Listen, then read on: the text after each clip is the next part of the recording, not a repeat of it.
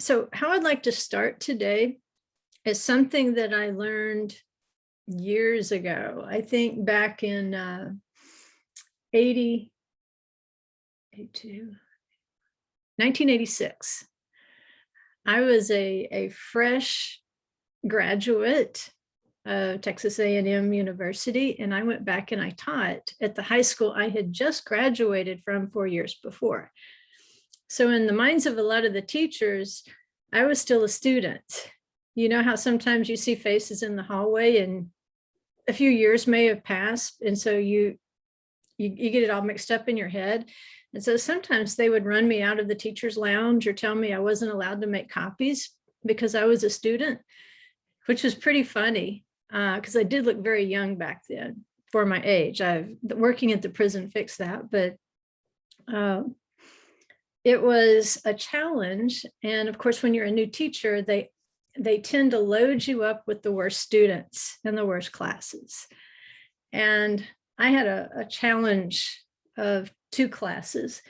And the good thing is the assistant principal that assigned my teaching load also balanced it out with 2 really great classes and 2 in between classes. He says, I'll let you leave work smiling out of one side and frowning out of the other. And the way it ended up, the 2 worst classes, after about 8 weeks, I realized those were the 2 classes that were making me smile when I left work every day. That what the problem was, they had already failed English in 9th grade. They had failed it in summer school, and now they were at high school, and they still hadn't passed English 1. So you can see there was a problem with that particular set of students. They were misfits. They had already been labeled. The slow kids, the troublemakers, the drug dealers, the girls who were pregnant and all that.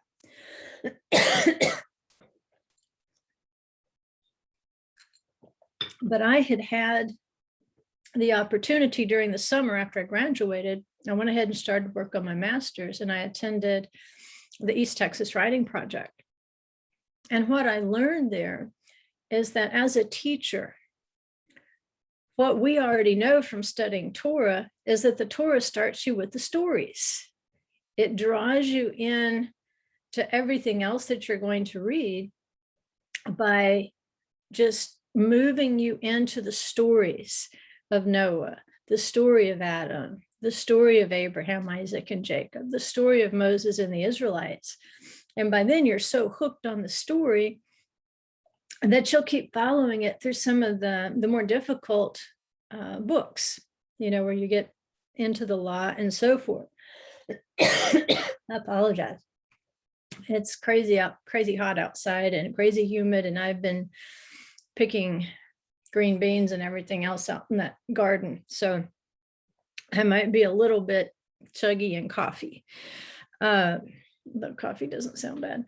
But what I learned in that is if you have a class that's really hard to draw into the lesson, and I'm not saying you guys are hard to draw into the lesson, you're the exact opposite. But remember last night, if you had a chance to listen to it, we really broke down the teacher-student relationship. And I was trying to give you some guidelines, some tips, some encouragement, because you're teachers. I know I'm a teacher, but I also know I'm teaching teachers. And I know when I'm a student, I know a good teacher from a bad teacher. And so kind of analyzing that transaction between teacher and student, I was trying to give you tips because you might have a Bible study, you might have a fellowship, you might have a congregation, you might be trying to teach your children or grandchildren. Like last night it came up, when you're in a homeschool cooperative, you might find yourself teaching other people's kids. Sometimes it works out that way. And so as a teacher, what I found out is those difficult kids, there's hardly a kid in the world that you can't mesmerize with a story. If the story's good, we know Bible stories are the best. But you already know the Bible stories. So I can't mesmerize you with a Bible story. I can't tell you the story of Moses and the basket in the Nile. but there's some real life stories. And to kind of round out and finish out that discussion of hospitality, of building on relationships so that more people can be encouraged to learn, what I'd like to do is read you a story. And in that story, it's a story about Rabbi Kook, which I've talked about him before. He was the chief rabbi in Israel back in the 1920s, before Israel was Israel. It was under the British mandate. And of course, you know that in that early history of Israel, there were a lot of pioneers that weren't religious at all. They were socialists, they were kibbutzniks, and actually that's where a lot of your Hebraic dance or Davidic dance that you see at conferences and so forth, that's pretty much where those dances were born. It was in that kibbutznik movement. So some good things did grow out of it. However, they tended not to be religious. And they were cultural Jews. They were Jews looking for a safe place where they wouldn't be hunted and killed or driven from place to place. And so in the 1920s, Abraham Kook, Abraham Isaac Kook, he was the chief rabbi. And back then, of course, they don't have an Israeli government. One of the big organizations they do have is kind of like a union. That's the closest thing. If you know what a labor union is, it was kind of like that. It had a governmental role on the behalf of any workers in Israel. And so it had a lot of power. It was called the Histadrut.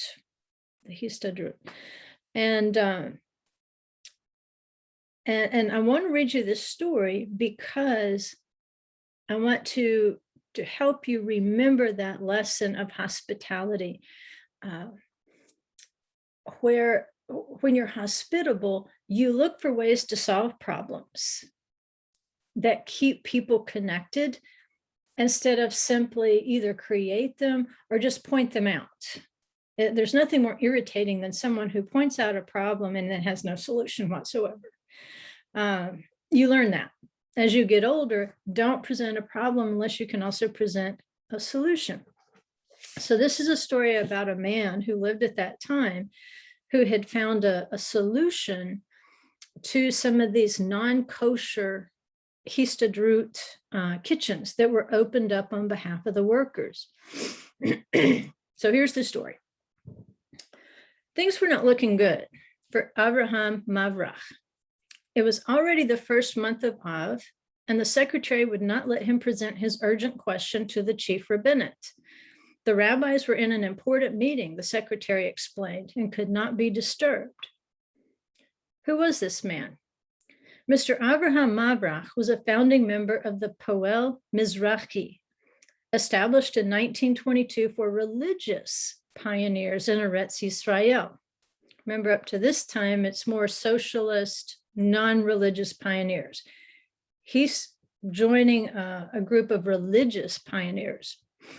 One of the most important decisions made during the first assembly of the Poel Mizrahi was to open kosher kitchens for new immigrants and workers. This was necessary since the religious workers could not eat in the Histadrut kitchens, where non-kosher food was served and the Sabbath was desecrated. Avraham later described it in the newspaper. He said the religious pioneers suffered greatly. They could not afford to eat in a restaurant and enjoy a hot meal. And on Shabbat, they missed the Jewishness and the atmosphere of holiness. Therefore, we established the kitchens of the Poel Mizrahi to provide the religious workers with inexpensive and tasty meals, and also to serve as a social center. The workers would read, hold meetings, discuss, attend classes and lectures. They organized Torah classes in the evenings, and they would dance on joyous occasions. The kitchens were filled with singing, especially on Shabbat and the holidays, and they sang the Zemirot with holy yearnings and great emotion. It's not surprising that these kosher kitchens also attracted many non-religious workers. That's important to the story. So although the food was sold at cost, not all of the diners could still afford to eat everything on the limited menu. However, the meat portions and soups were a necessary staple for the hungry manual laborers. If you've ever been to Israel, you know how hard the work would have been in that climate. And this story has to do with, the week that just passed, the 3 weeks surrounding the 9th of Av. It was regarding these meat meals that a serious problem arose. During the 9 days of Av, eating meat is prohibited due to national mourning over the destruction of the temple. The administrators of the Jerusalem branch of the Poel Mizrahi met to find an alternative for the meat meals, especially for the manual laborers. Unfortunately, they were unable to think of an appropriate substitute. Some of them despaired. Why should we assume responsibility for this? Lacking a better alternative, they wanted to close down the kitchen for the duration of the 9 days. One member, however, refused to give up, Avraham. He suggested turning to the chief rabbinate. Perhaps the rabbis would find a leniency that would permit the new customers to eat meat so that they would not go back to eating in the non-kosher kitchens. The other members laughed at his suggestion. Do you really think that the rabbinate will agree to the slaughter of sheep and oxen during the 9 days in the holy city of Jerusalem? In fact, no one was even willing to accompany Avraham to the chief rabbinate. So on the 1st of Av, he went alone. The rabbinate secretary, however, refused to let him interrupt the meeting in order to speak with the rabbis. But it's an urgent question, Avraham explained. I come as a representative of the Poel Mizrahi. At Avraham's insistence, Rabbi Weber, chief secretary, came out of the meeting and listened to the problem. Rabbi Weber suggested arranging for the completion of a Talmudic tractate every day and then serving meat at the Seudat Mitzvah, which you have like a banquet, you have a festive meal when you finish a Talmudic tractate. But Avraham responded, well, that arrangement is nearly impossible to implement because it takes a long time to complete a tractate of the Talmud. Rabbi Weber then disappeared into the rabbinate chambers. After a few minutes, he beckoned Avraham to follow. As he entered, Avraham saw Rav Kook at the head of the table, with Rabbi Meir to his right and other prominent rabbis seated around the table. Rav Kook asked Avraham to approach the table. Avraham stood before the rabbis and explained the purpose of the kitchen, describing the great benefit it provided to the members and the workers who remained faithful to their heritage. I'm aware of the importance of the kitchen, Rav Kook responded. He then sank into deep thought. The other rabbis waited in silence for Rav Kook's decision. Rav Kook turned to Avraham. Do you think that some of the workers who eat there will end up going to a non-kosher kitchen? Yes, Avraham responded. They ate there beforehand. If that's the case, Rav Kook pronounced, your kitchen is serving a Seudat mitzvah. Let the humble eat and be satisfied. Psalm 27:22. Astounded, Avraham remained frozen to his spot. Rav Kook smiled. Do you have another question? Avraham replied that he was uncertain about the Rav's decision. Did this mean that everyone could eat meat there? Rav Kook repeated his words and explained that everyone, even those who would not be tempted to eat at a non-kosher kitchen, could eat meat in the kitchen because it would be serving a Seudat mitzvah, the celebration of a commandment. Despite his amazement, Avraham managed to steal a glance at the other rabbis in the room. They too were surprised by the Rav's decision, but they raised no objections. Later, Rabbi Kaplan wrote an article analyzing this unusual decision at length. For those workers who would have eaten in the non-kosher kitchen, it's clearly preferable that they disregard the custom of not eating meat during the 9 days rather than violate the biblical prohibition against eating non-kosher food. But how then could Rav Kook permit meat to those who would not have eaten non-kosher food? Rabbi Kaplan noted that at the Seudat mitzvah during the 9 days, permission to eat meat is granted not only for those performing the mitzvah, and this can be anything like a circumcision party, things for which in the Torah you would be expected to rejoice. But he says, for all who were present, every Jew is responsible to make sure another Jew eats kosher food. A meal that accompanies this goal certainly qualifies as a Seudat mitzvah. The simple meals provided by the kitchen in those years saved many Jews from eating non-kosher meals. Rav Kook therefore was able to permit all present to eat, since, as he explained, your kitchen is serving a mitzvah. Now, see, this is problem solving. This is a practical application of problem solving. And why this really rang true with me is, we all go to, if we can, we try to go to conferences every now and then to meet with like-minded believers. It stirs up the gene pool, so to speak. And a lot of times what happens is because these conferences take place over a weekend, people, especially who have traveled a long distance, or people who are, I've seen people who are disabled, people who are caring for the disabled, they have difficulty in planning how are they going to manage their Shabbat meals. Because we know that we're not supposed to work on Shabbat, neither are we supposed to make other people work on Shabbat. And as time goes on, you start to self-manage. For instance, you'll hang the little sign on the hotel room door that says, please don't come clean my room. I don't want you working on this particular day. We will pack food ahead of time.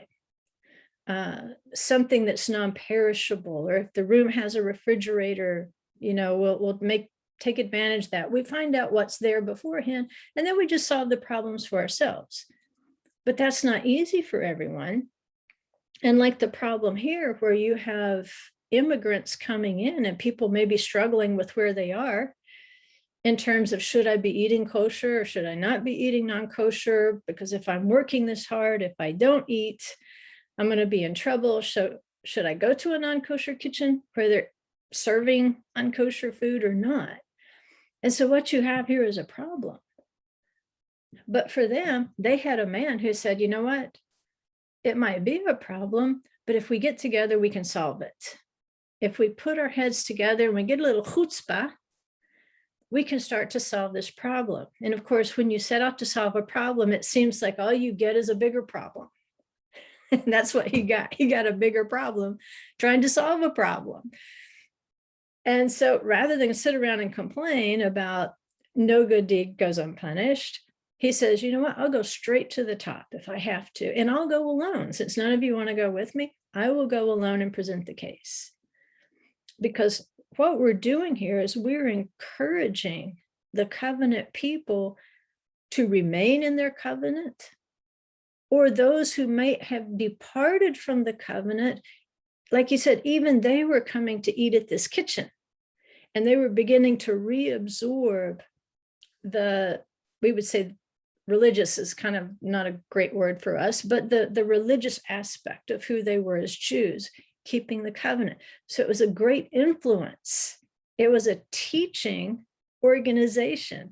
They were using food to teach the Torah. You see how practical that is? It's not just getting up and teaching for an hour on a street corner. It's practically helping people back to their covenant. And so, of course, he hits an obstacle.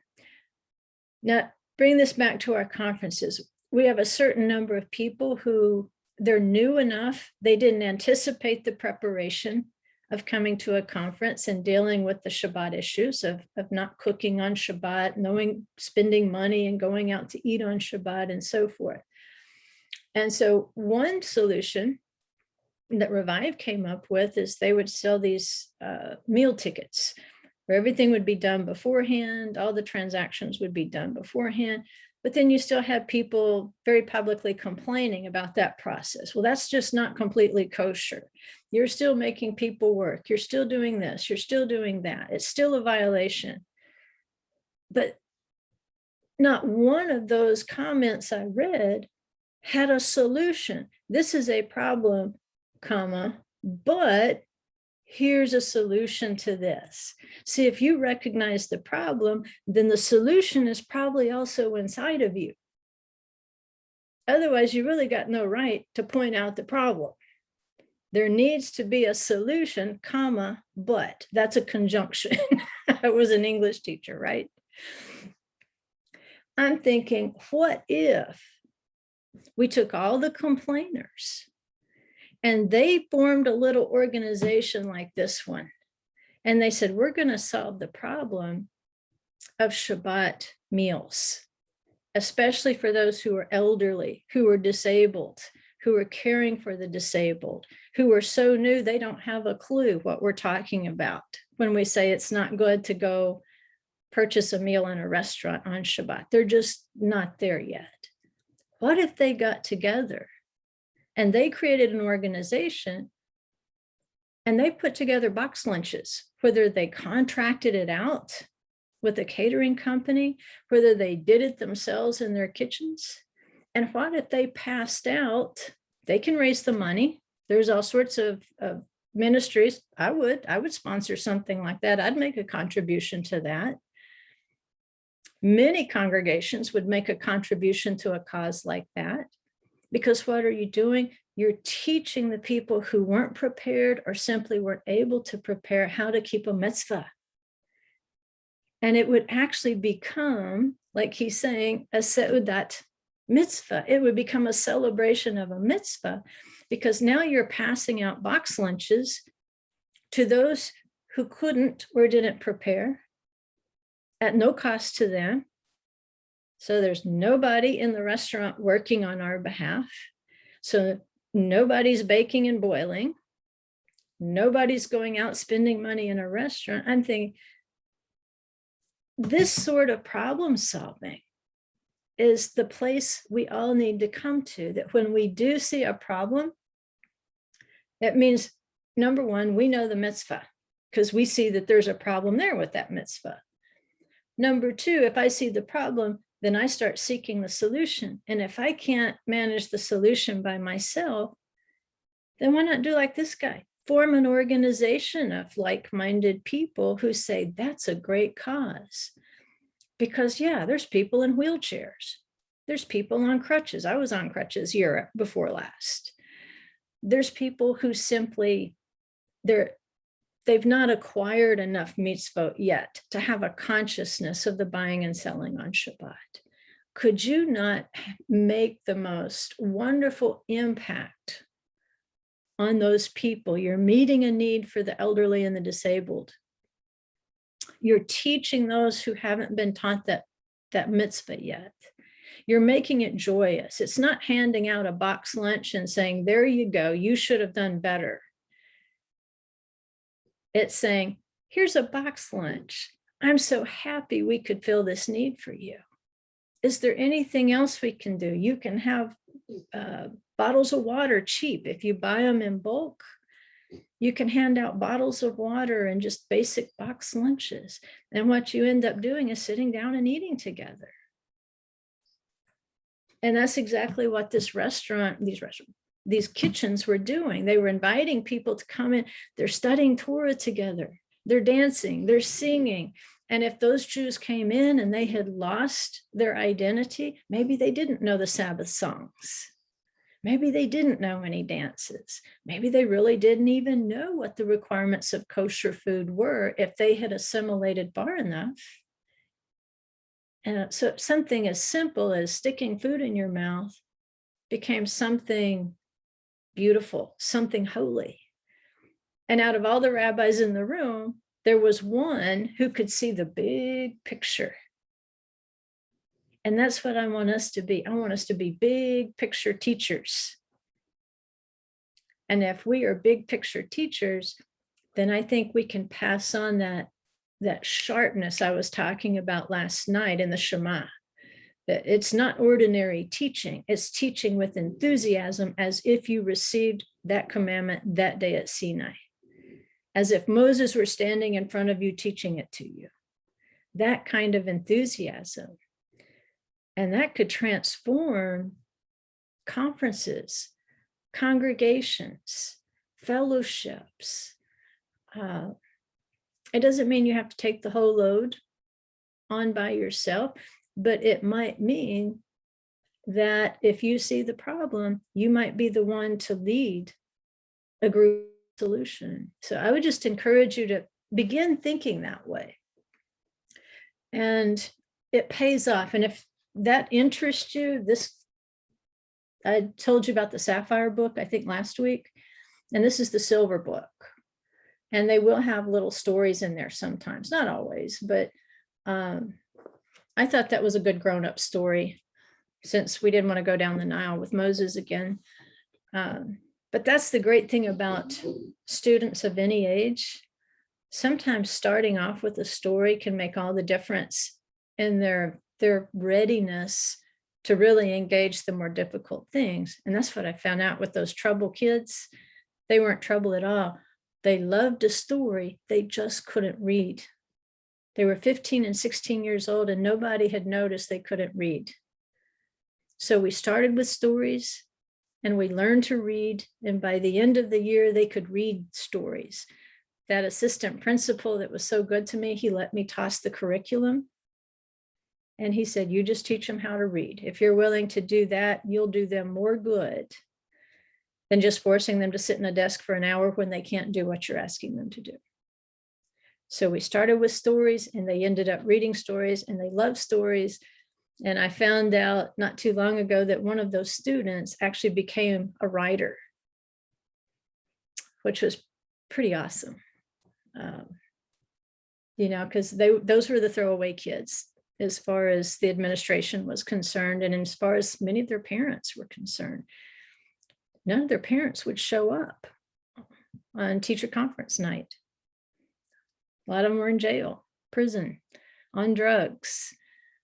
So it goes back to what we said last night. Sometimes you're going to be a spiritual mother or father to people, whether you like it or not, because he's simply going to put you in that position of influence. So now we'll get to the I don't call it the real lesson, because that may have been the real lesson for today. I'm hoping it was for somebody instead of just me.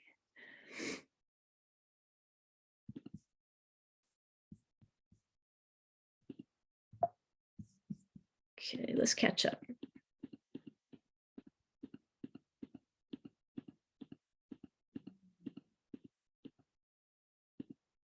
All right, so this is another one of those dual purpose lessons. This is going to be lesson 41 of Shir HaShirim, but it's also going to double as Torah portion Ekev, since we're revisiting some of the things in Ba'et Hanan and Ekev.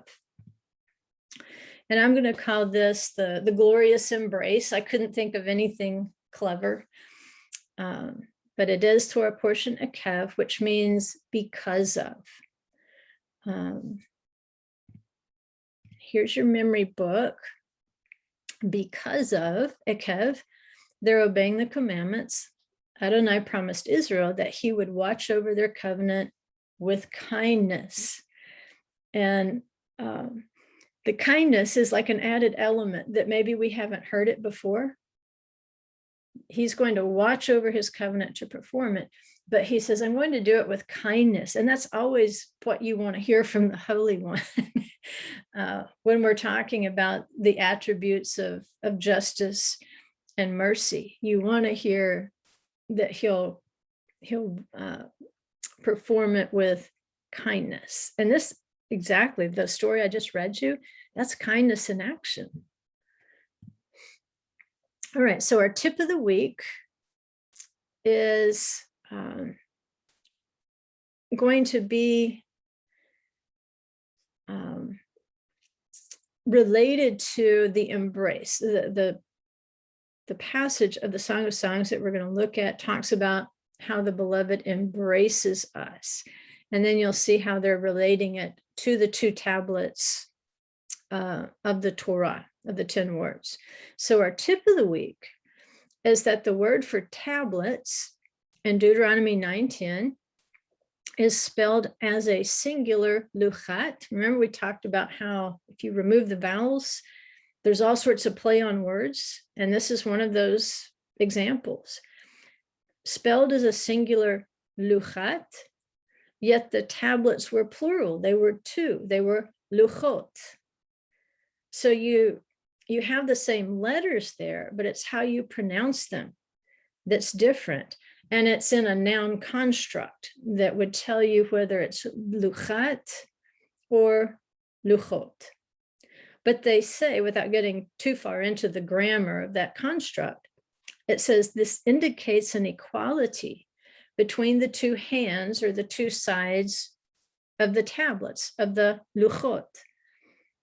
And I know we've talked before or done an analysis of how the commandments are kind of split in 2.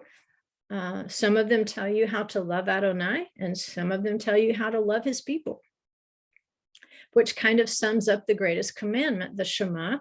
And then Yeshua saying, you know what? And loving your neighbor, it's like unto it. Everything hangs on these 2.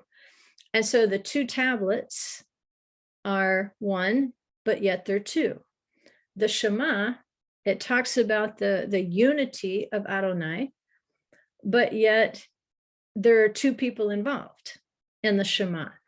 The love that you have for Adonai, and that's reflected by the love that you have for your neighbor. Which takes us to Song of Songs, chapter 2, verse 6. And the verse is, his left hand is under my head, and his right hand embraces me. And of course, the analyses there, they start with the 2 tablets, seeing them as a left-hand tablet and a right-hand tablet. Like Moses would have been carrying 1 tablet in one hand and the other tablet in the other hand. Mm-hmm. And the luchot is plural, luchot. So the picture there of the 2 tablets, you would say those are the luchot, right?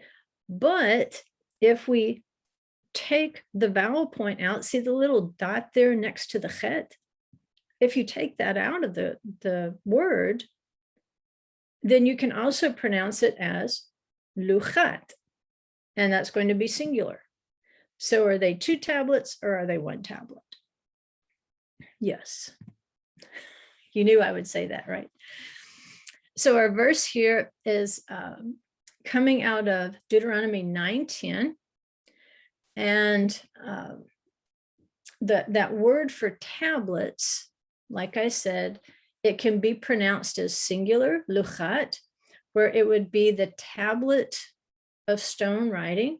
Vayiten Adonai elai et shne luchot ha'avanim ketuvim. So it would be the writing of the stone. The writing of the stone. This is where you would get luchat. There's a noun construct there where you would use luchat. But yet it says shne. So we know there's 2 of them. So if there's 2 of them, we have to say luchot. And again, it shows you that equality between the 2 hands of the tablets. And each of these tablets we know was written by the finger of God, which is attached to a hand. There's a right hand and a left hand. But each of those, they're going to sum up how you love Adonai and how you love his people. Because if you love his people, you're expressing love toward him. Remember last week when we said that the people who wanted to seek Adonai, they went to Moses. So it wasn't that Moses was God. It's that the human relationship expressed the relationship they were seeking with the Holy One. So this sums up the great commandment, the Shema, loving your neighbor, loving Adonai, who is one, loving your neighbor, one, but two. And as you go through the literature of analyzing this particular verse, that's what you realize is what seems to be true of everything. They've had so much time to think about it and study it and look at the words and the grammar and so forth. They have multiple views of the left and the right hands that embrace Israel. And I forget, I don't know if it was in Yitro that we did this. It seems logical that it would have been in the Torah portion Yitro. So I'm not sure exactly which lesson to point you back to, but it seems like it would be around that, the giving of the Torah at Sinai.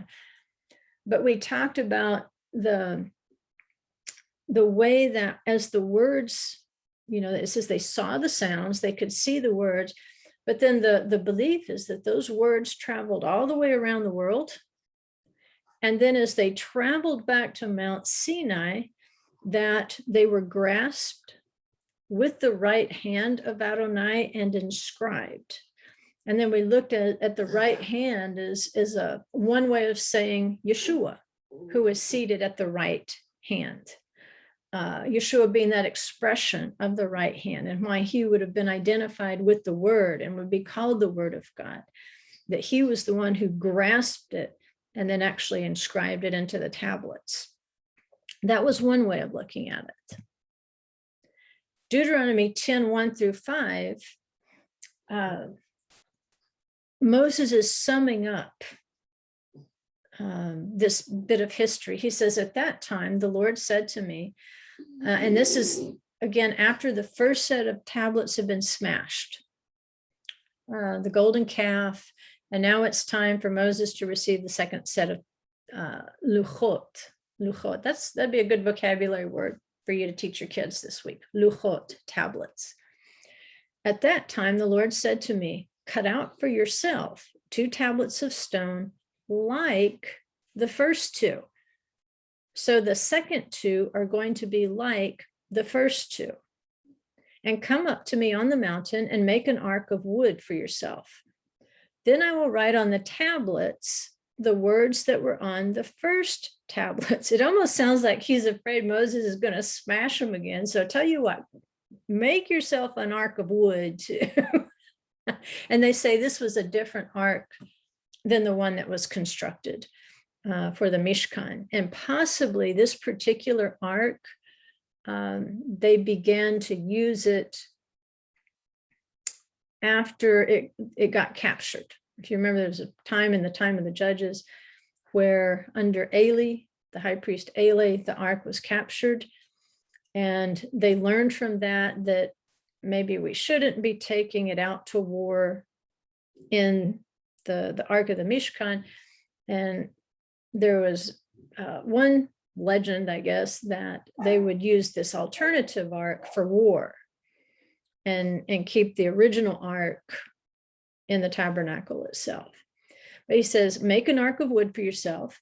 Then I will write on the tablets the words that were on the first tablets, which you smashed to pieces, and you shall put them in the ark. So I made an ark of acacia wood and cut 2 tablets of stone like the first 2. So it looks like he's trying to imitate what he had before. And I went up on the mountain with the 2 tablets in my hand.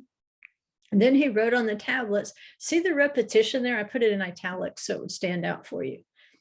Then he wrote on the tablets like the first writing. In other words, he's not making up new things here.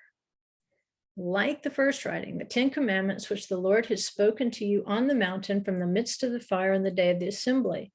And the Lord gave them to me. Then I turned and came down from the mountain, and I put the tablets in the ark, which I had made, and they are there, just as the Lord commanded me. So although these 2 tablets are luchot, are written at 2 separate times, they contain the same 10 words. Now this is where I know if you've ever read anything from the Kabbalah, this will sound familiar to you. But this is also something that's present in Scripture. So I'm going to point you first to Matthew 25:33, that this is not just something the Kabbalist invented, and therefore you don't want to throw this out with the bathwater. What you want to do is look at what Yeshua said about it and see if perhaps it sets it on a firmer foundation for you.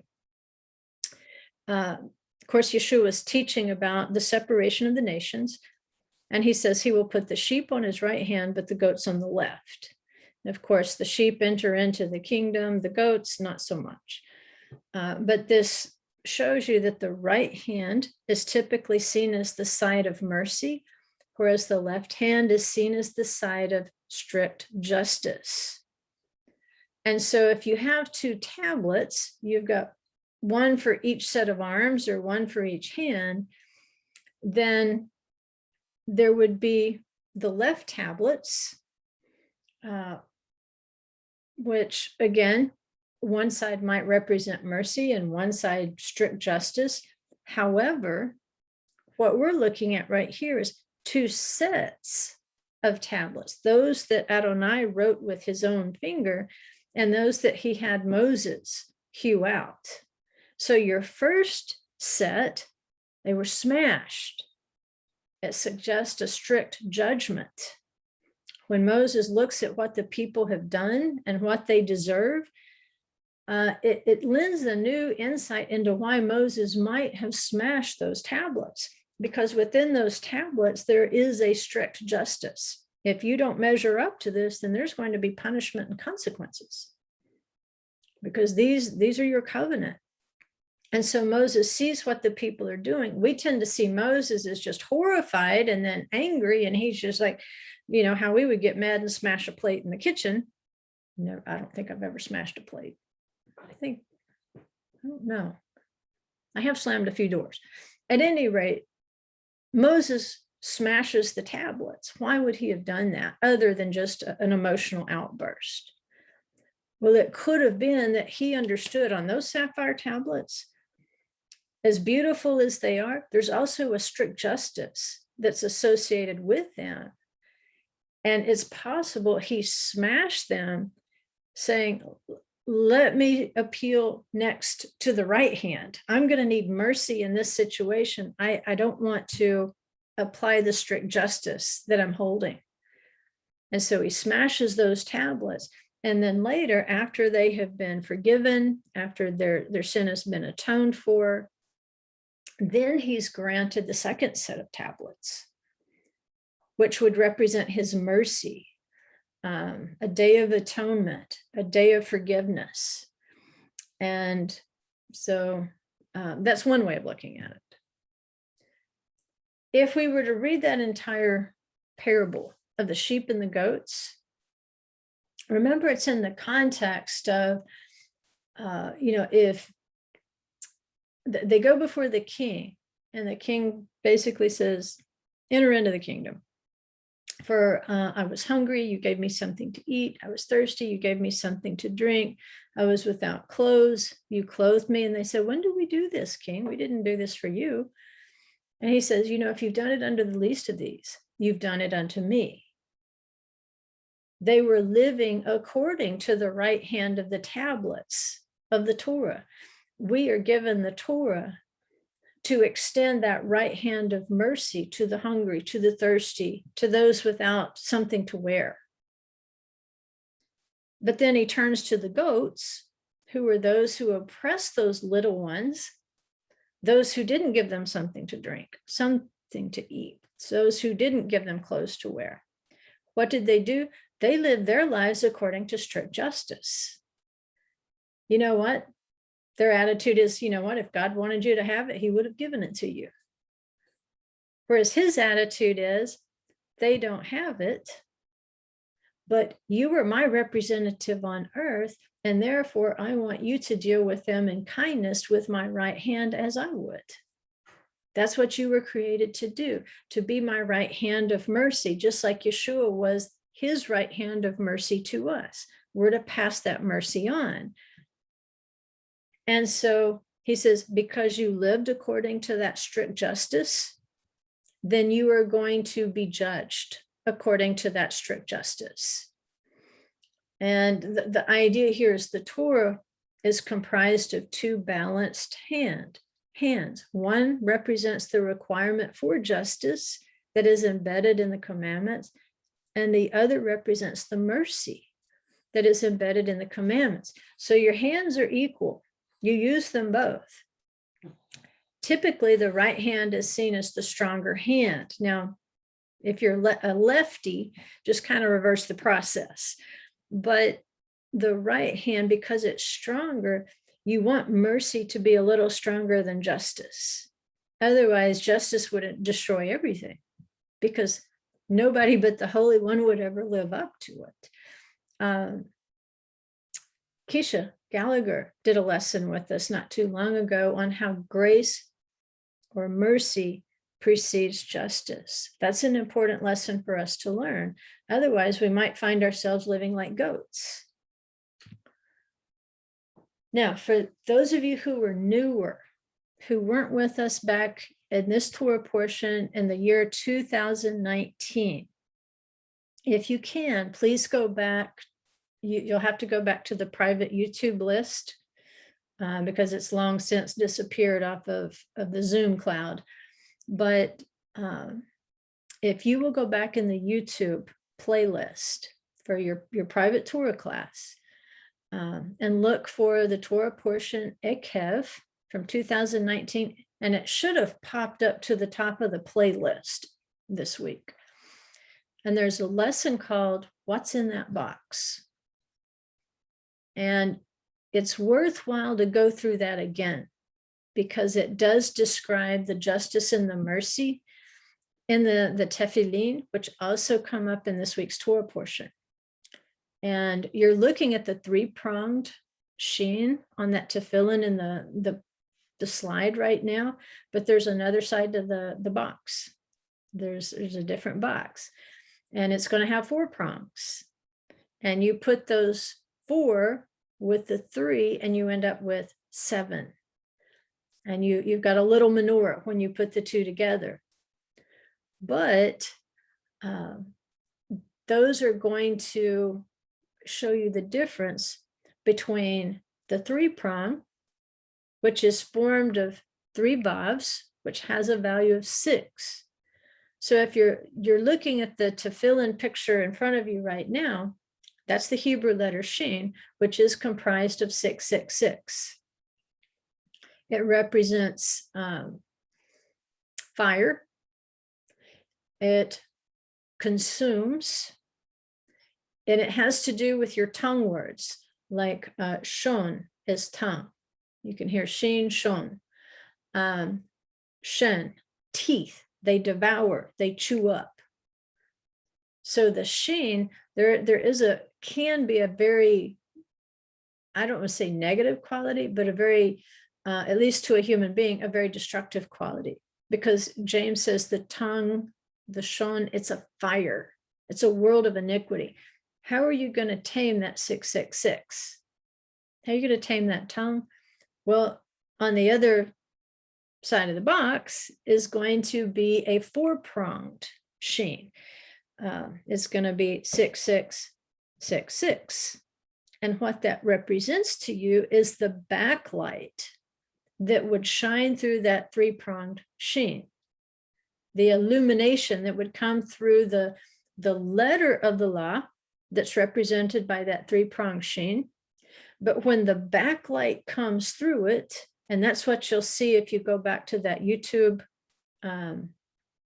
playlist, if you can find the 2019 Ekev, you'll see very, very graphically demonstrated what it looks like when the backlight shines through and what it creates. So the 3-pronged sheen represents the letter of the Torah, but the 4-pronged sheen represents the spirit of the Torah.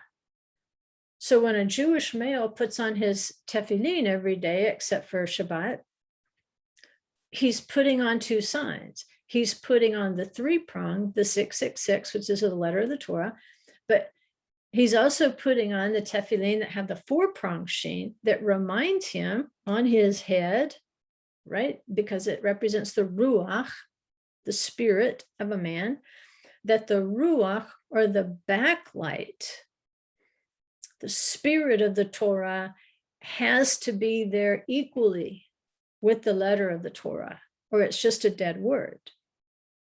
So it's the spirit that gives life to the sheen.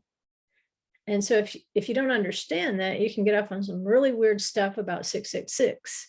But an observant Jewish male who puts on the tefillin every day, 6 times a week, he gets that picture physically tied to his body, bound to his body, that it takes the spirit of the Torah with the letter of the Torah. And this is a picture probably of a rabbi or a dad helping a bar mitzvah boy put on his tefillin for the first time.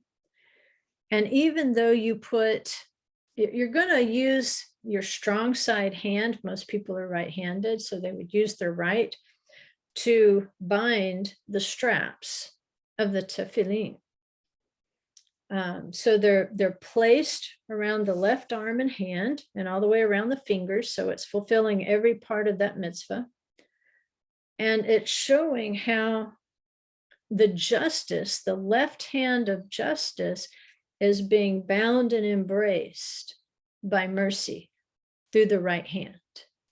And that's why I thought this is a great picture, because it's not the little boy using his right hand to wrap them. He's still learning how, but he's got his Abba there. Most likely his Abba helping him put on those tefillin for the first time. And Abba is representing to us the mercy that goes with keeping the commandments. Just imagine yourself each day when you say the Shema, even if you're a lady, you can still imagine your Abba helping you put on your tefillin, and how, yeah, there's going to be strict justice as a child of the commandments, but your Abba's there to help you. He's there to embrace you with mercy when you run into, I don't know what to do. And here's another viewpoint about the embrace, the right hand and the left hand. And this is from the Midrash. It says, his left hand is under my head. These are the clouds of glory that surrounded Israel in the wilderness. His right hand embraces me. This is the cloud of the divine presence in the world to come. So in this, they're going in a completely different direction than the 2 tablets. They're saying this alludes to the clouds of glory. That in the same way that the clouds of glory surrounded or embraced the Israelites in the wilderness, in the future, like Paul talks about, the Lord himself will descend with a shout, the voice of the archangel and the trumpet of God, the dead in Christ will rise first, and then we'll be gathered to him to meet the Lord in the air. So shall we ever be with the Lord. Well, being with the Lord is being in the divine presence. And so they experience this, but they say the left hand was the clouds or the Sukkot of glory in the wilderness.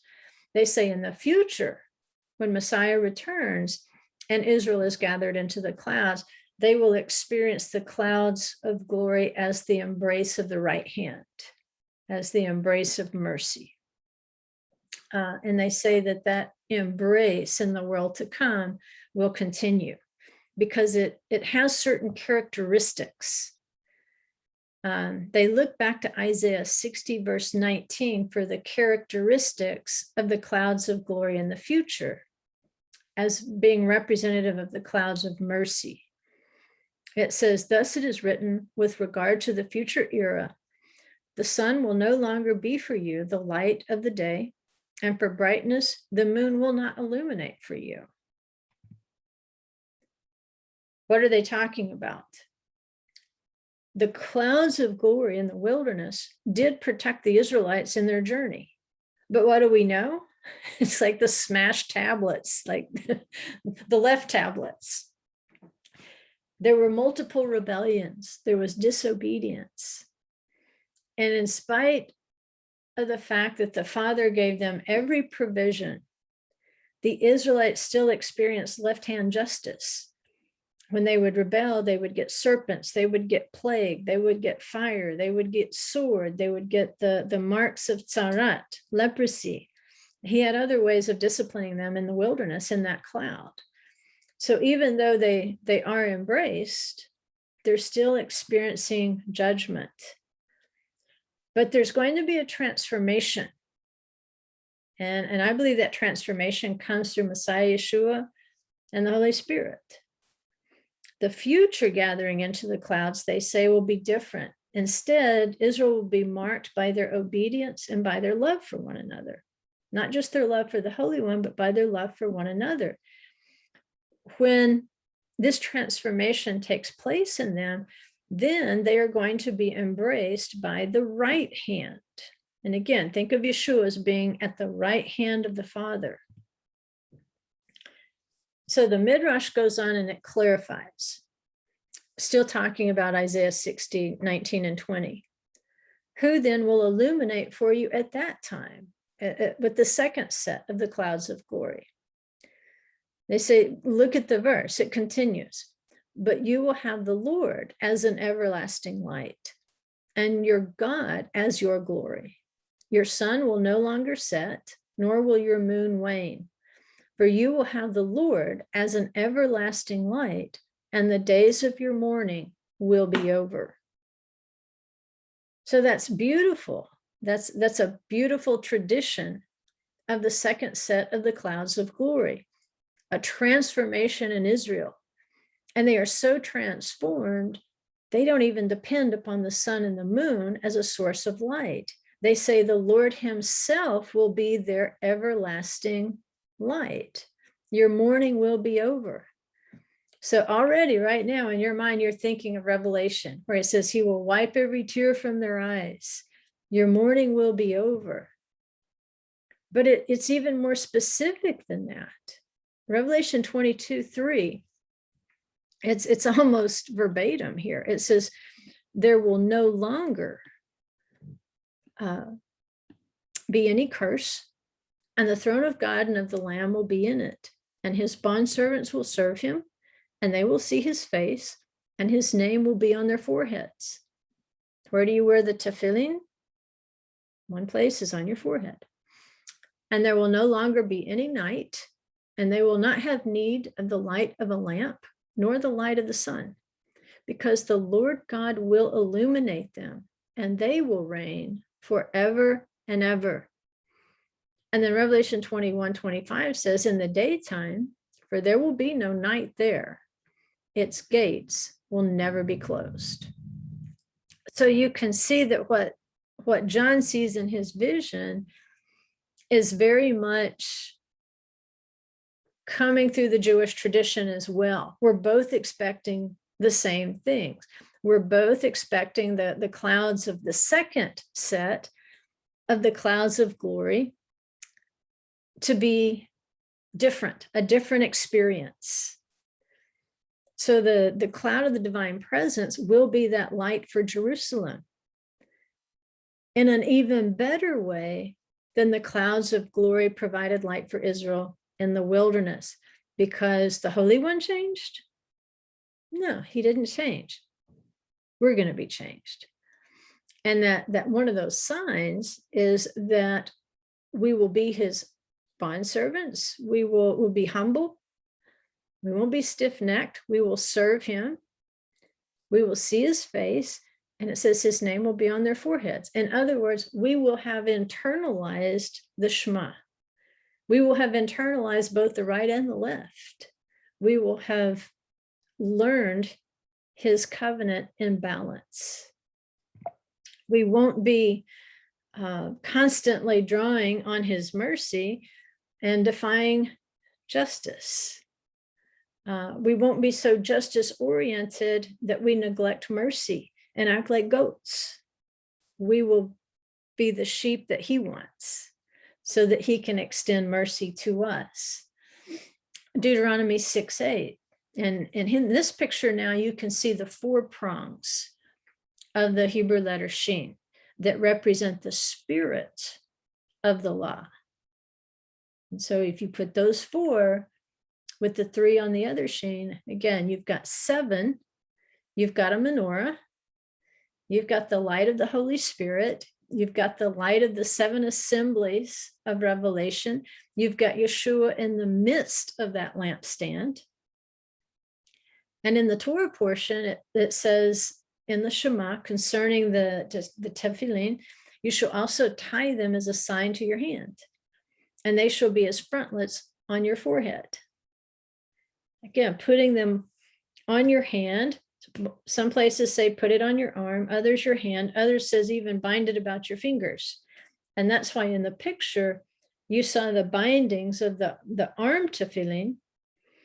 They go all the way down the arm, and then they wind around the hand, and then they end up with a binding around the fingers. So it covers every portion of that lower arm, from the elbow down. Everything you might run into in a commandment concerning them, it fills it. And how do you do it? You use the right hand, and remember, reverse if you're left-handed, but you use the right hand to do the binding. You're binding up justice with mercy. It doesn't mean justice isn't there. It means that mercy becomes the dominant hand. And he says, you shall also wear them as frontlets on your forehead. And that's exactly what Revelation 22, 3-5 says, his name will be on their foreheads. And in the 2019, I even give you really good close-up pictures of the inside of these boxes so that you can see exactly where these commandments go. There will be 4 sections, and 4 represents authority, by the way. But you will see how the tefillin are a way of having his name on your forehead, because not only is the holy name written on the parchments inside the box, but the Hebrew letter Shin stands for El Shaddai. So his name is written on your forehead. Then Revelation 21:25, it says concerning this holy city where the illumination is the Lord himself, it says they will bring the glory and the honor of the nations into it. So this ties in last week's lesson, how plan A was for Israel to rule the 17 nations from the 12 gates of Jerusalem. And when they're ruling in righteousness, when the lamp is the Lamb, then you can see how those righteous judgments would go out into the 17 nations. When those righteous judgments, when those righteous teachers go out into the 17 nations to teach the Torah, to teach the word, then the nations can find their original glory for which they were created as human beings. They can find honor, and then they can bring those things back to Jerusalem. They too can acknowledge their creator, that he is the originator of all glory, that he is the originator of all honor. And instead of taking that glory and honor for themselves, which is the nature of the beast, instead they will say, oh, the glory that we were created to have was the glory that connected us to our creator. It was the glory of obedience in the garden. And when we disobey, we lose our glory. And so they can return then to Jerusalem, like at Sukkot, at the feasts, and bring this renewed sense of glory and honor back to the creator. And so now that we're in Devarim, now that we're in Deuteronomy, we see Moses going over the covenant much more rigorously as he's reviewing it. But he makes an interesting statement in week before last, Deuteronomy 2:25. He says, this day I will begin to put the dread and fear of you upon the faces of people everywhere, who, when they hear the news of you, will tremble and be in anguish because of you. All right, he's referring, I think, to plan A here. If Israel's living in covenant, if they are prepared to step up and to rule with Messiah, to be under his authority, then on that day, the dread and the fear of Israel will fall on people everywhere. They will respect the people of the covenant. And what Israel didn't realize is that they heard this, but they didn't really process it. They heard it, but they didn't always behave as though they believed it, because they didn't always behave in such a way that he would put the fear and dread of the nations. But Joshua 2:9, remember Joshua sends out a couple of spies to Jericho. And Rahab said to the men, I know that the Lord has given you the land, and that the terror of you has fallen on us, and that all the inhabitants of the land have despaired because of you. When we heard these reports, all the great miracles that Adonai had done for Israel, our hearts melted, and no courage remained in anyone any longer because of you. For the Lord your God, he is God in heaven above and on earth below. So if we're asking, okay, how exactly is the Holy One going to bring these 70 nations to heel? I mean, if Israel is stubborn and stiff-necked, that would be, job enough. But the nations who don't reverence Adonai, how can they be brought to heel? How can they be brought to a place where they would accept the judgments of Jerusalem? Well, this gives us a little hint that when we're walking in our covenant and we are prepared and ready to walk as warriors with the Holy One, then he goes before us. He prepares the way before us. And before we ever arrive at a problem, the people are already terrified of us. They have no courage to resist us. And if we've been, swimming upstream all our lives with the word, then just try to imagine a time in the future when you won't be swimming upstream trying to proclaim the word to someone. Instead, they will receive you with great reverence and awe. Their hearts will melt. They won't have any courage to try to chew you up because of your faith. We won't know what to do with the world like that. But these are part of the benefits of being embraced by his left hand and his right hand. The Shema, it goes on, it says, you shall also write them on the doorposts of your house and on your gates. The logic here is when you put a mezuzah on your door, it's not an accident. I don't know of anybody who's ever put a mezuzah on their door by accident. Maybe they didn't understand everything about it, but it's not an accident to put something that odd on your doorpost. So you're making a commitment there. You're making a public confession. Talk about believing in your heart and confessing with your mouth. This is very visible for anybody passing by to see. And the mezuzah is always put on the right-hand side of the door, so that as you go in, anybody entering your home can see that this home obeys the commandments, that you have invited the Holy One to be the center of that home. So with the mezuzah, if the divine presence is dwelling in that home, the mezuzah being the sign, then symbolically at least, the Holy One dwelling on the inside faces the door to protect the home. Because the mezuzah is always placed on the right-hand side, that would put the attribute of strict justice to his left. And they say this puts his left hand under the head of those entering the home to protect them from the strict justice of the Torah signaled by the mezuzah, which makes it think of Moses smashing the first set of commandments, the left-hand commandments. Now, he's not smashing his commandments, because he's saying, you know what, I'll put my hand under your head and I will uphold you. I will lift up your head.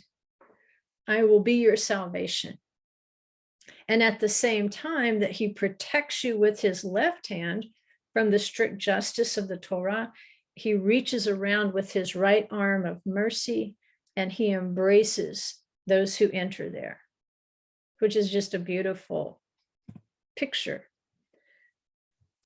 So here's the passage from Matthew 25:31. It says, when the Son of Man comes in his glory and all the angels with him, then he will sit on his glorious throne. I think this is suggesting we don't need those 70 angels over the 70 nations anymore. They're going to be working with Yeshua, because remember, the Holy One personally supervises his people. It says, and all the nations will be gathered before him, and he will separate them from one another, just as the shepherd separates the sheep from the goats. And he will put the sheep on his right hand, but the goats on his left. So that's kind of a summary, how the clouds of glory will be a little different. They will still be the seat of justice for the earth. But again, as they did in the wilderness, once again, these clouds of glory are going to inspire terror and awe in the nations around Israel because of the power they have from the Holy One, because of the power of their obedience in that transaction.